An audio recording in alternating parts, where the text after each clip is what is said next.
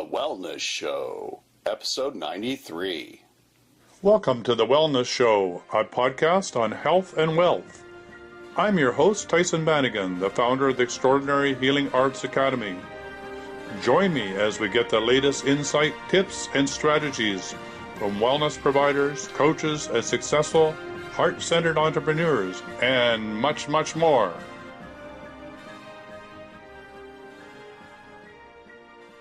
Welcome to the Wellness Show, and today on the call we have Tonya McLaughlin, and we're going to talk about Huna healing, but more so we're going to talk about the inner child, that part of you that's connected and always has been connected to Source. So I'm excited to have this conversation, and Tonya's been involved in raising consciousness through love for many years, and her message is that love flows through us from the divine source. And the acceptance of all sacred and divinity is within. And the healing of the one, the healing of all, is her favorite topic. It's time to gather, she says, and flush away all that no longer serves. It's time to honor the sacred child that is you, that is me, that is we. And remember, be the light you see within others' eyes. Her gifts are intuitive seeing as a mystic and healing hands for the love that flows through her heart. She has a background in Hawaiian Traditional Massage, Reiki, birthing support, and transitioning onward from this life are the ways of which she can serve. So welcome to the show, Tonya. Hi, aloha. Aloha. Aloha. So how did you get into doing Huna healing? I was calling me for a while. I was raised on the big island of Hawaii.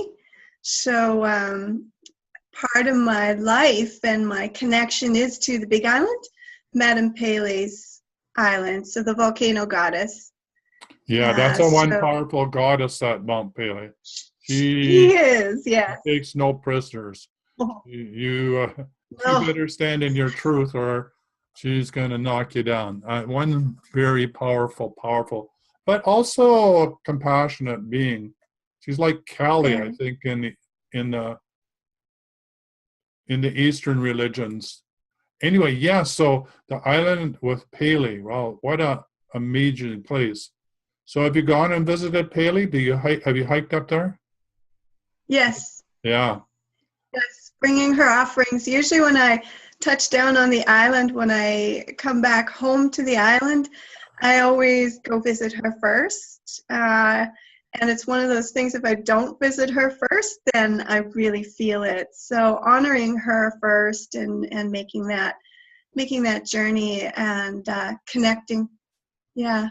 So would you say that Pele flows through you? Is that part of the energy healing that you're using is from that divine being? Yeah, she does. She does that heat and that love and the consciousness of all of that flows through her. It's the convergence, right? Without the endings, we cannot have the birthings. And so it's all about convergence and transitioning and the circle of life. And she is that. She definitely holds that so much compassion. Right. But she also really clears away what no longer serves you. So that's part of what you're doing as well, is that you're really helping people stand in the truth of who they are. Is that correct? Burning it all away. Burning it all away, like Pele. Yes, so the water can flow. Yeah, so the water can flow. And if it doesn't, it gets quite constricted, right? Yeah, definitely gets blocked up and dammed up. So how does this then relate to the primary message that you like to talk about, which is the inner child? The inner child, I mean, you're the sacred child. I'm the sacred child. We are the sacred child. We are the one. For everyone to remember how sacred and beautiful they are. And there's an imperfectness in the perfection, and there's the perfection in all the imperfection. It is all it's all part of the same coin, right? I It's love that. So don't get it's attached all to the one. imperfection, because Yeah. we all have to have imperfection, and that's just part of the human journey. But there's the beauty in that too, right? Yeah, being kind, could be being compassionate with ourselves, being our own compassionate listener and witnessing that within us. That is all of us. Yeah. We are the convergence, the connection of the divine masculine and the sacred feminine, and we are part of that. We are that. So for so many, they forget that they're the sacred child. They are love. They are pure love. Love in its consciousness. It's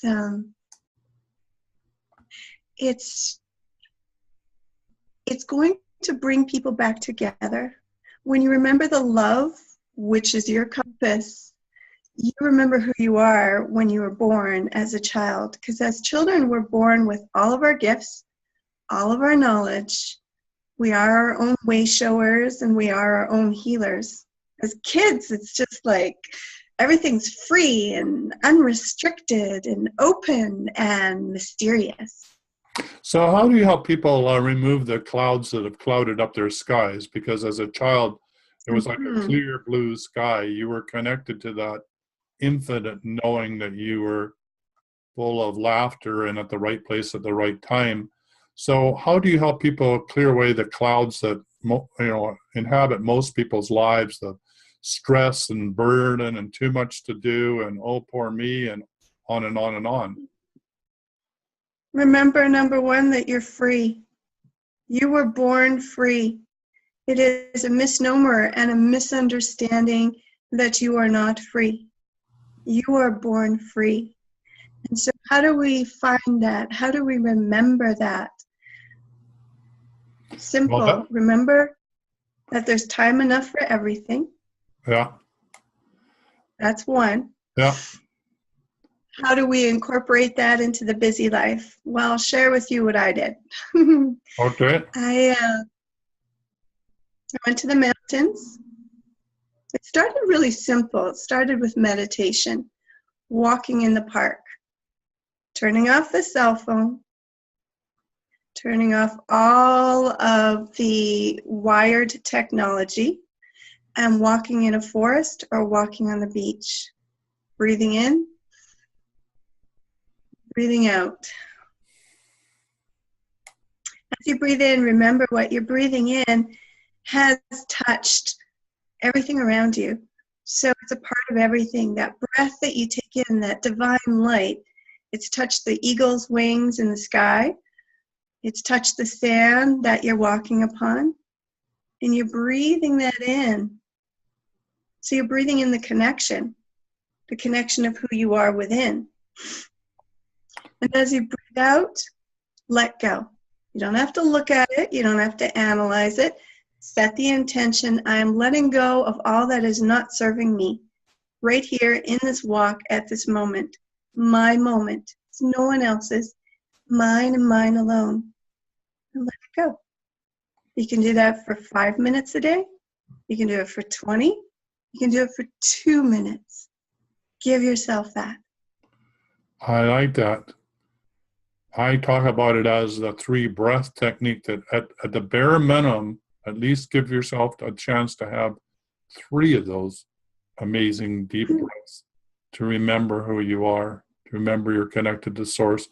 I love your description of that, that you're connected to the stars in the sky, to all the ancestors, to everything that's been on planet Earth, to everything that's unfolding. When you remember to be consciously breathing, that you are and always have been and always will be connected to source. I really love that description that you have. So those are that's a very good tip to connect with the inner child, is don't forget to breathe, right? Yeah, that's the first thing we do when we come out of our mother's wombs into this world.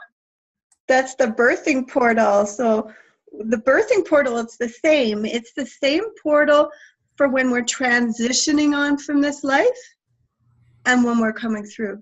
It's the first thing we do in this beautiful vessel, this beautiful body. That's our body. It's our vessel. And a lot of people forget that how sacred your body is and how beautiful it is. Every part of it, every cell in it reflects the stars above and the core of Mother Earth. We are the connection of all of that and all of that together.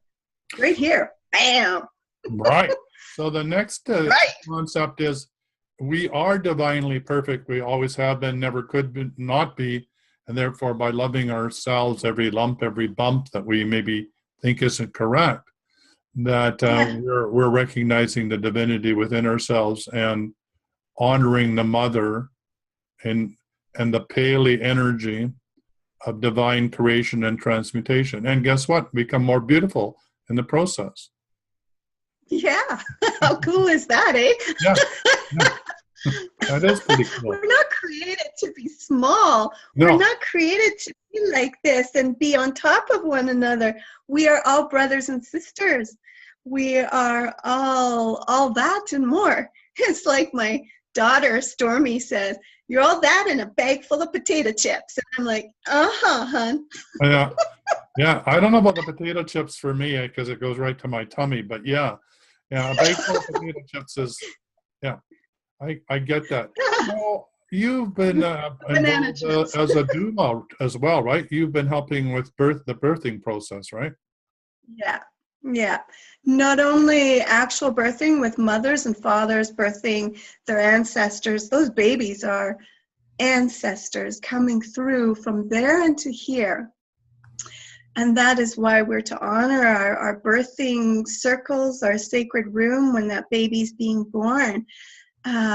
And also, I do birthing work with people who have forgotten their way or forgotten their stories or forgotten the story of who they are, whether it's through trauma or whether it's through just whatever life experiences come.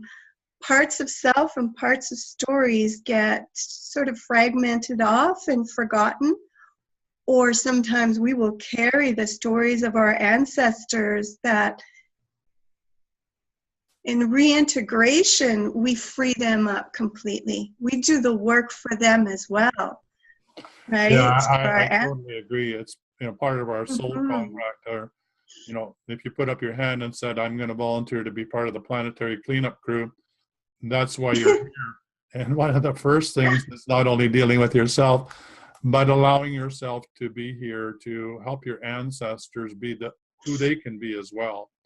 And for some of us, that's why we've been sent here is, hey, you go down there and clean up this mess and the lineage, and here we are. I would think that that's really maybe more clear in the Hawaiian culture than it is in the North American fast-paced culture, that lineage is probably more articulated and more honored. The lineage of the Huna lineage, for example, it's coming down through the family, and there's a real understanding of what that means. Yes and no. Okay. Same coin, right? Okay, so tell me the yes and the no, and the same coin. There's many paths that lead to the one. And so here within Turtle Island and within what we call Canada and the United States and Mexico and the northern hemisphere, there's that awareness and the stories and the knowledge and the wisdom keepers and the elders gathering. I've had the absolute rare and honor of it's been so cool to cross paths with a lot of elders in my journey. and to be raised by some really cool parents who, I was raised off the grid. I was raised on top of mountains. I was raised on the land, and there was always the indigenous teachings of the land surrounded me. And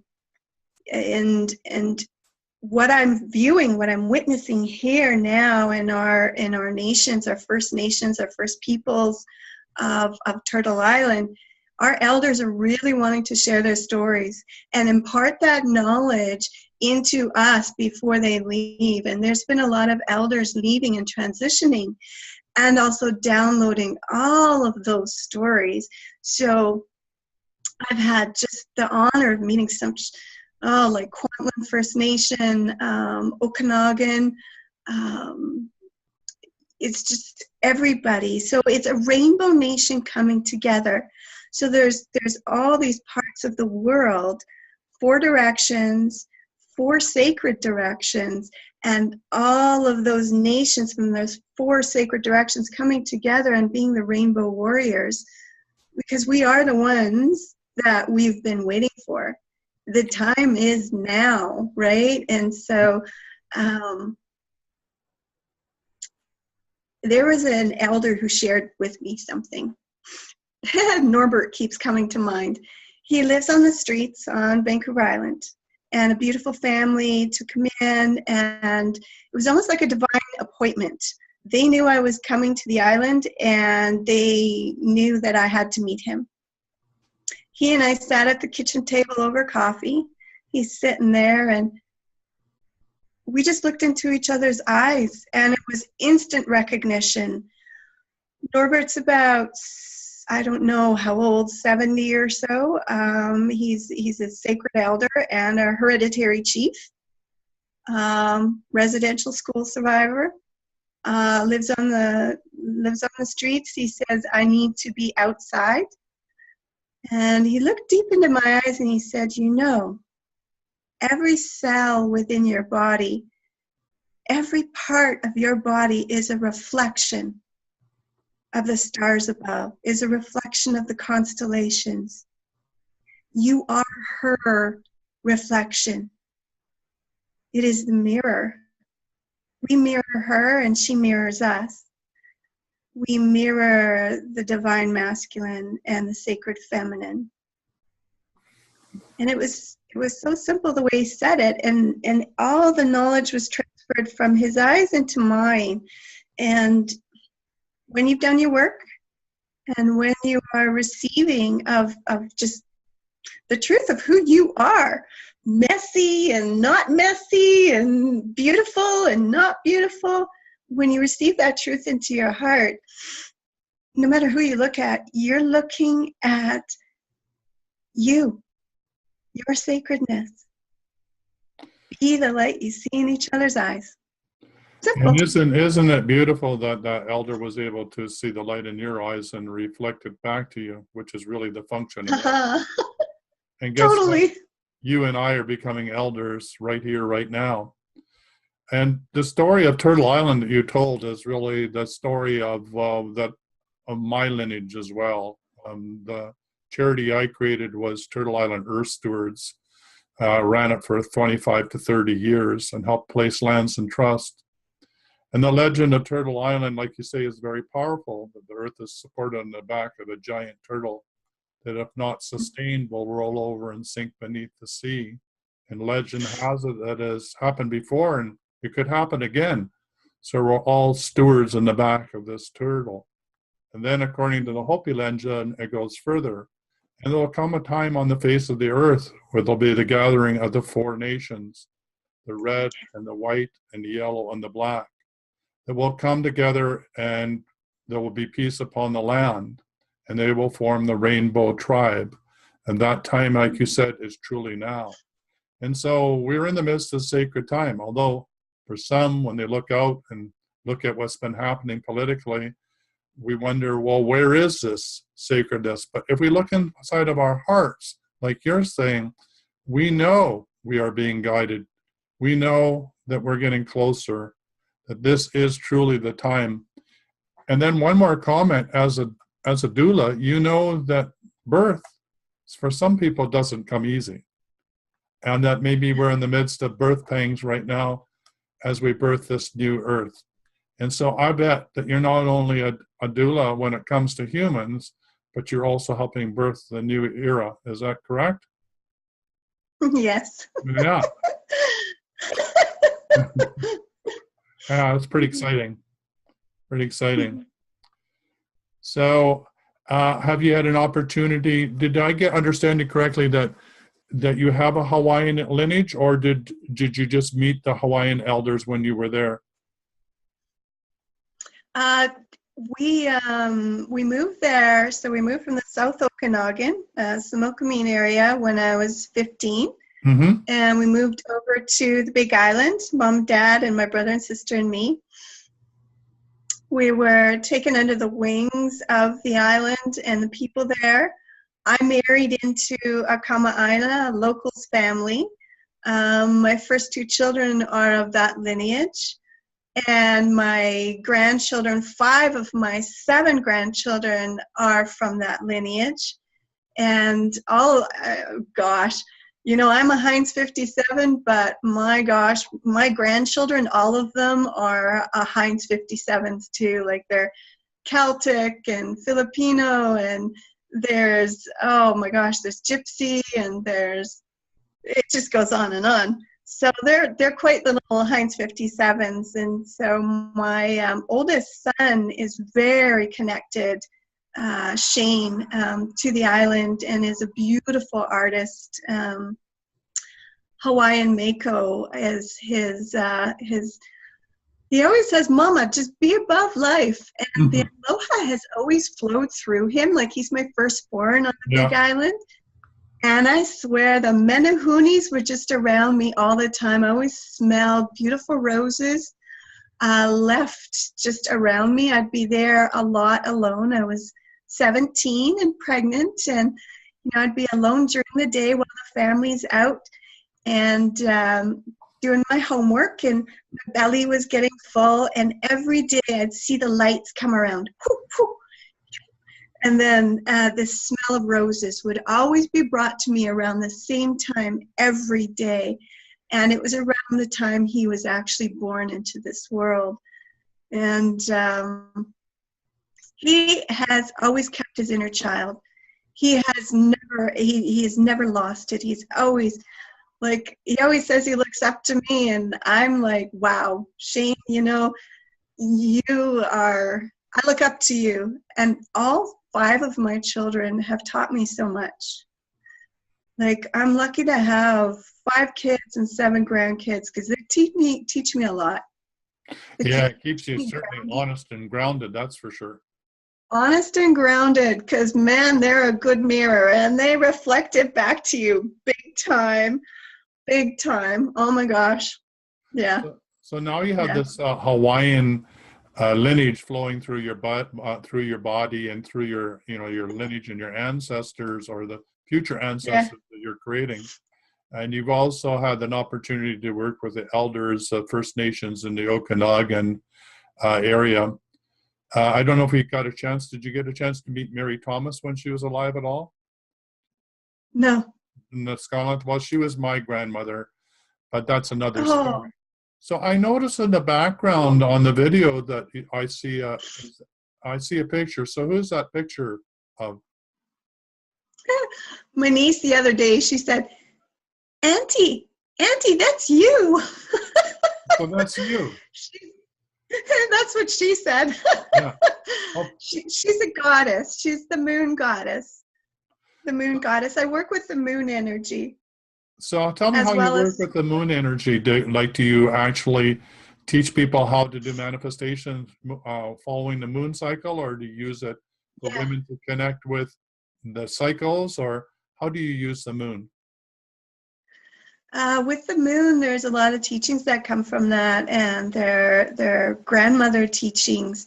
I work with owl medicine, so she's the grandmother. Mm-hmm. And those teachings are about our moon time and how important moon time is for a woman, and the coming of age, and also transitioning from the fruit-bearing years of having babies on into our latter years. And so a lot of women, with regards to going through that change of life, both coming and then our second change of life, the teachings around that.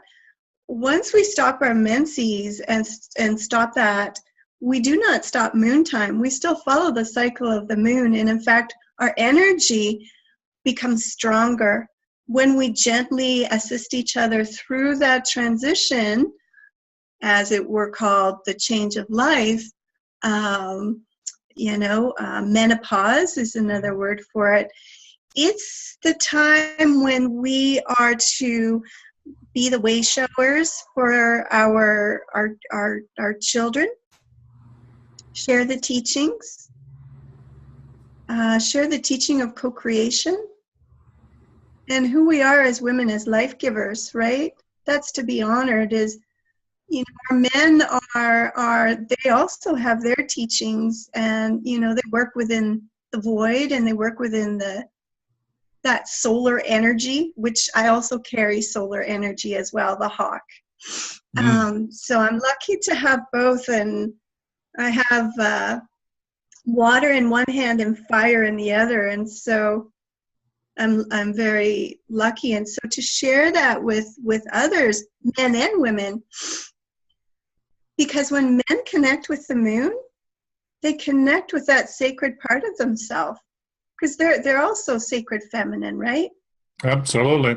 So tell us more about how men can connect with the sacred feminine and why it's important for men.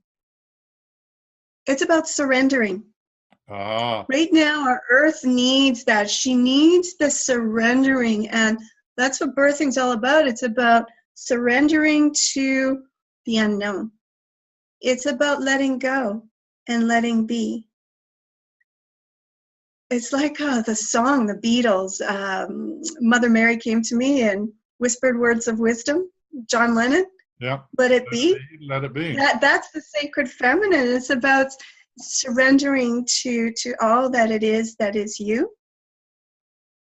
Staying centered, being centered, knowing your medicine wheel. Where are you on your medicine wheel? Because when we're running around trying to control everything and everyone and systemizing and categorizing, which is a beautiful gift that the divine masculine brings, well, the masculine energy.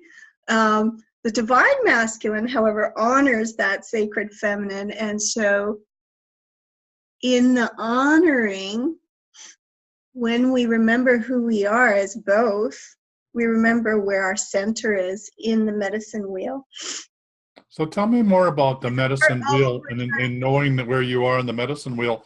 What does it mean to know where you are on the medicine wheel? I mean, you talked about the center and being centered. That makes perfect sense to me. I could assume that it means being connected to spirit above and to earth below.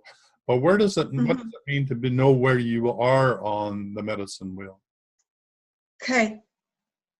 First of all, you have to get quiet.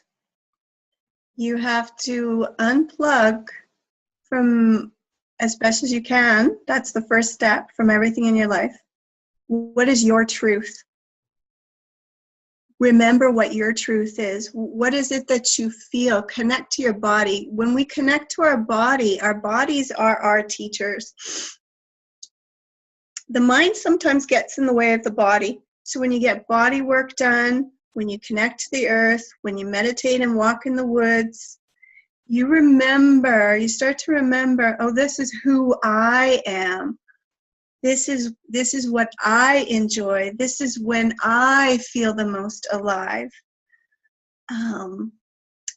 Create every day. Auntie Kahuna in Hawaii said something to me about, I don't know, 5 years ago. She says, Tonya, she said, create. Every day, create. Doesn't matter what you're creating, create. So it's as simple as making an apple pie. That's creating. You're quiet. The Facebook is off. The social media is off. the telephone is unplugged, everything is quiet. When you get quiet within yourself, you start to remember stuff. You surrender to the quiet. The first step is getting quiet. Once you get quiet, you remember who you are, you remember your truth, and you stay with your truth. Once you know your truth, we've only got 30 seconds to go, and this is an incredible conversation. So could you tell people how to get hold of you? How do people get to work with you? How they can get a hold of me? You can find me on my website, which is www.jinsheihealing.com. So J as in joy, I as in indigo, N as in November, SHEI healing.com. Yeah, Jinshei Healing is where you can find me. I loved having you on the show. Sorry it went so fast, but it must have been a great conversation that went whipping by. So thanks for being on the show. Bye for now. Aloha, love. Bye-bye. For quality online wellness products, courses, and services, visit our sponsors, thewellnessstore.ca and the Extraordinary Healing Arts Academy located at thewellnessacademy.ca. To stay in touch, visit us at thewellnessshow.ca. And until next time, be healthy, wealthy, and wise.